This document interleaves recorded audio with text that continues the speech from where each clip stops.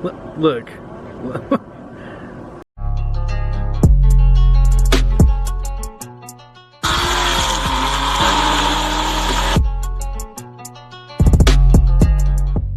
Dude, Aries, hard life, man.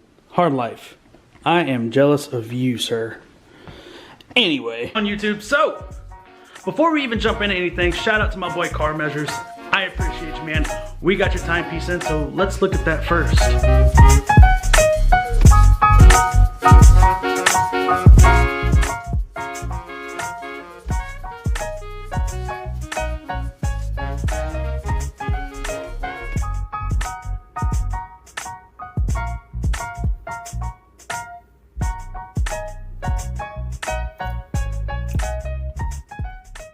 Alright guys, so in today's upload, we are going to talk about a few things.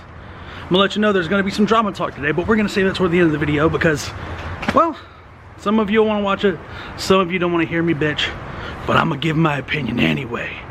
Stay savage, we live by that motto. But the first thing I wanna bring up today is, there has been a new car into the race to become the new Valkyrie V2. A buddy of mine out in California has had a car that I have loved as long as I've known him. It's actually what introduced us. And he's selling it. And I am thinking about picking it up. But first, let's get a cold start. You guys haven't heard from good old Vidar in a while, so let's see.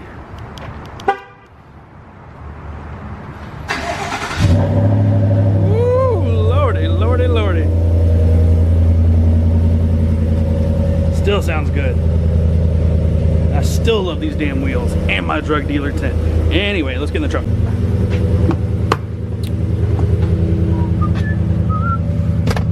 Because Texas. Okay, so one of the big fights everybody was having with me talking about selling Valkyrie, which she's still not gone. Whole lot of drama surrounding that right now, but yeah. One of the big fights everybody was having was like, oh dude, you did all this work and you made the V6 community proud. How could you? Okay, well, this new option that's popping in might ease that tension just a little bit. Is it a 3.6? Nah, it's not. But it is an icon. It's definitely an icon. So this is where I need your guys' help. Everybody knows me so far. Everybody kind of figured out what I'm into. Everybody knows I'm going to build the ever-living shit out of a car. But what if I picked up a GTR? I'm not gonna lie, I love Corvettes. I will eventually still get a Corvette. It's going to happen.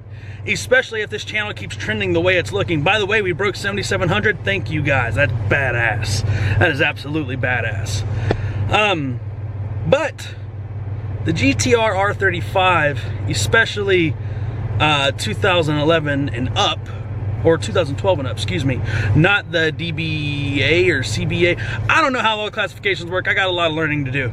But there's a potential there of me picking up an immaculate and some pretty high name parts already on this vehicle, GTR. So leave your comments below. Tell me what you think of that. Is it, oh my God, I can't believe you're doing that. Like, what's wrong with you? Or is it, oh shit, 86 face is stepping into the supercar game. And I know, I just said that. Somebody, oh, that shit ain't no fucking supercar.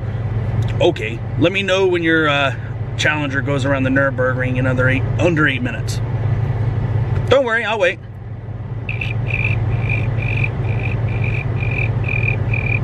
Still hasn't happened. It's not going to. So choices, choices, choices. I'm gonna take you guys with me to work today. I'm actually gonna be going around doing some meetings. It's not extreme car content, but I'm involving you guys in everything today. So let's head to our first meeting. And then in between meetings, we'll start talking about some of the drama that's popping off. And you know what I'm talking about. We're talking about Vehicle Virgins. We're talking about Edmund Mondi. We're talking about Savage Garage. We're talking about Alex Choi. We're talking about those fucking guys, daily driven exotics, who for some reason can't stay out of fucking trouble anymore. I do. And what I think all this is originating from, and do I think it's fake drama? We'll talk about that here in a minute, but let's go to our first meeting.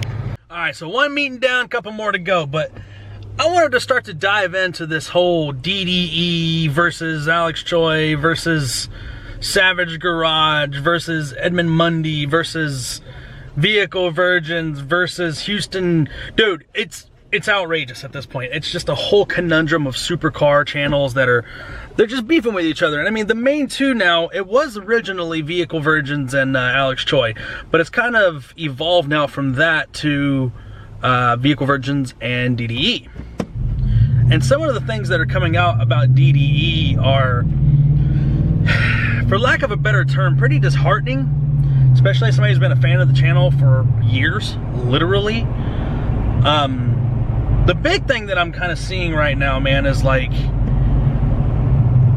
Parker has he's really held on to some like things that could like blackmail the industry as a whole. And I mean, what I mean by that is like there's a lot of talk of like drug use and like tax evasion and insurance fraud, and like that's fucking crazy. Like when you think about it, that's insane. But part of what's really like catching me off guard excuse me, part of what's really catching me off guard is the fact that he has video proof of a lot of this. I mean, we live in a world now where you can say a word the wrong way in the privacy of your home and get in trouble, much less having video proof. Yikes. Like, for real, like, yikes.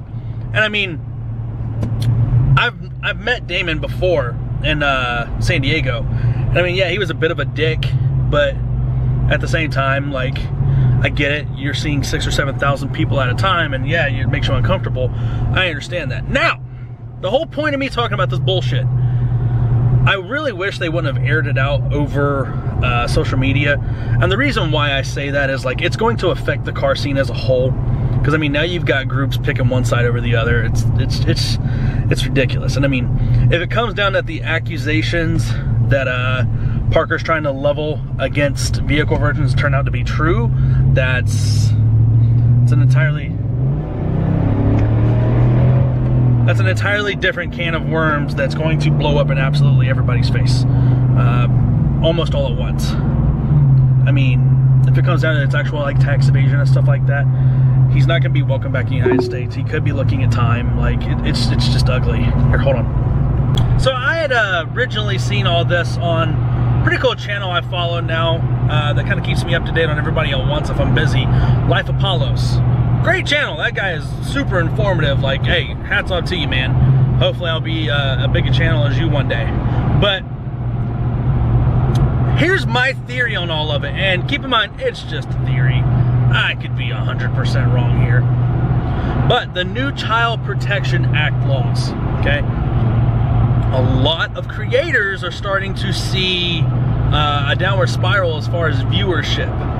And the problem with these new child protection laws is you have to like tell if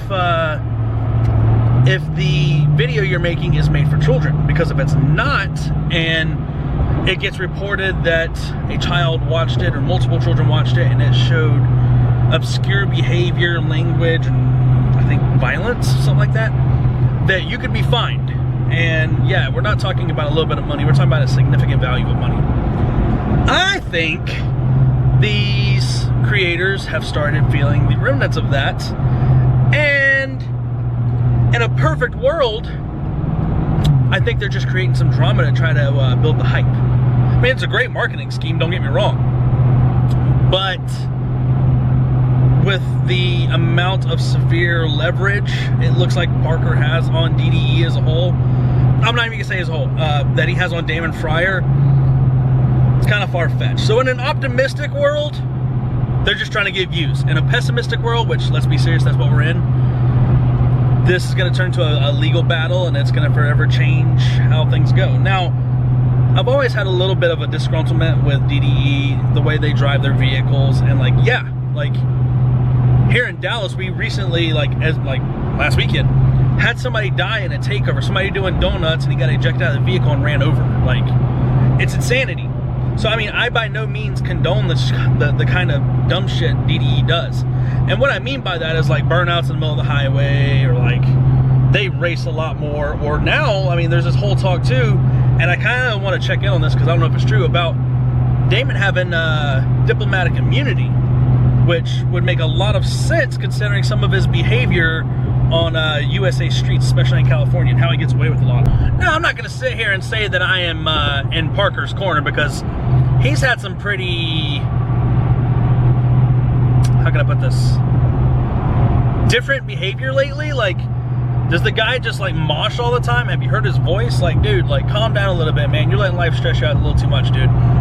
But the biggest reason why I think this is a push for more views, besides the new child protective laws, is both of them have been hinting at boxing.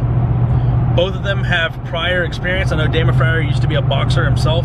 He's actually been in a couple matches, and I know Parker talks about like jiu-jitsu or like MMA, something like that. And both of them tried to get on Logan Paul's radar to fight. Life of Palos, if I'm not mistaken, he kind of mentioned that those two should glove up, and I fucking agree. If it is a fight for views, guys, you're going about it the wrong way. I mean, I know I'm a little channel. What the fuck do I know? But at the same time, like, you're doing the supercar scene and the car scene in general an injustice by fighting with each other over something so petty. That's just my view on everything. But we got a little bit more to do. Let's go. All right, another meeting is done. That guy was actually like, hey man, I saw you out in your truck with a camera. Are you taking pictures of me? I'm like, why, are you hiding something? He didn't think I was funny. It's okay though. But now we're gonna head back to the office. But one of the thoughts I had going into all this was like, hopefully, like the more I think about what I was just telling you guys, I really do hope that's what it is. Because I would hate to see the extreme fallout of what's going on. Like, how is Damon gonna get 75 cars back into Canada? I kind of want to know more about the diplomatic immunity thing, but again, like, it could all be blown smoke. All I know is it's all out of proportion. There are way too many people getting involved, and if you really think about it, like, unfortunately, the puzzle pieces kind of fit. But I want to stay nonpartisan here. I don't want to be one side or the other. This isn't Pelosi versus Trump version 2. This is car stuff, man. Our car scene as a whole has just kind of been all over the place lately, so I would like to see it come back to a normal, you know, like calm place in the world again. I would like to be able to enjoy content and see you guys work together instead of bitching at each other all over social media nonstop. So, I mean, tis what it is. But let's go back to the office. I'm gonna take the camera in there and see if I get yelled at. Fuck it. YouTube, this is the kind of shit I gotta deal with at work. Look. Everyone, this is Andy Summers. In the comments, say happy daddy, Andy, because he's an upcoming happy father. Daddy, Andy. What a dickhead. Alright, YouTube, so there it is. Let me know what you think about everything that was said today about like Parker, and let me know your thoughts on the GTR. I'm genuinely interested. Should I stay V6 gang, or should I go ahead and Grand Sport it up? Either way, like, share, subscribe, all that crazy shit. Stay savage.